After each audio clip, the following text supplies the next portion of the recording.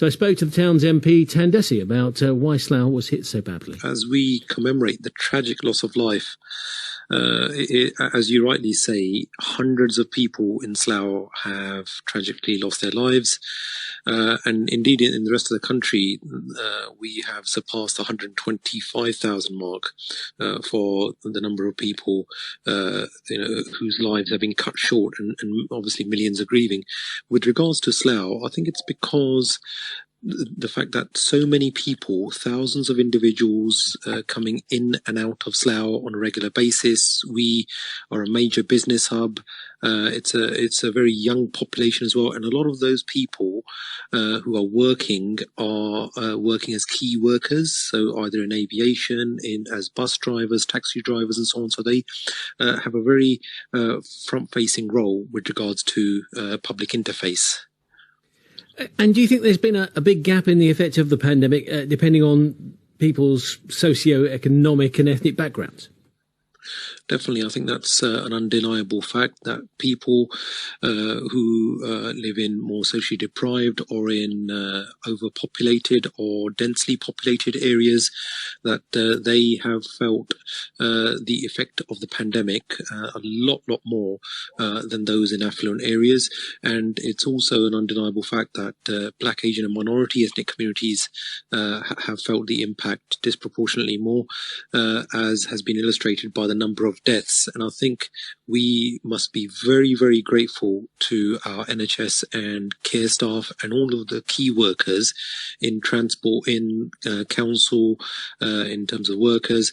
Those individuals, they have put their lives on the line to protect us and to also ensure that the country keeps moving forward. So immensely grateful to them.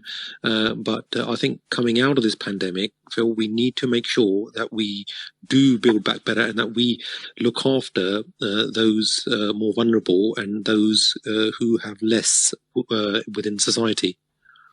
Do you think the government has given towns like Slough enough support? Well, look, that's one thing that I have consistently been calling for. And in fact, in the House today, my question was on that very topic, that an estimated 3 million people, including taxi drivers and other self-employed people, plumbers and sole traders, that they have been excluded altogether from government support. And many businesses will rightly be asking themselves, and those individuals who run those small businesses, to say, well, look, I've paid my taxes throughout my life. I've worked very hard, and now I've seen that business no longer in existence. And I think that's another thing, that while we have recorded the highest death toll in the whole of Europe with more than 125,000 fatalities, which is absolutely shocking, I think for us that we're also now going to be facing the worst recession of any major economy. So that's and the impact on Slough has been incredible, Phil, in the sense that because we're such a huge business hub, so many individuals are still furloughed, and that level of support, while that furlough scheme is good for some, for others, it has decimated their businesses.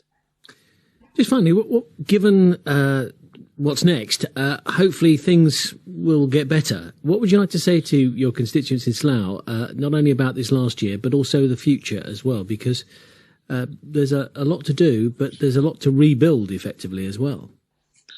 Yes, definitely. Look, as we reflect today on the past year, and I know that many individuals, there will be community-led activities such as virtual choirs or services. They will be taking place in Parliament. By the way, today I was in the chamber when we had a moment's silence to reflect on the year that's passed. But going forward, I think that we need to learn the lessons from the pandemic and build back a stronger and more secure future for our country. And I think that a public public inquiry into the pandemic will be key to this, to learn those lessons.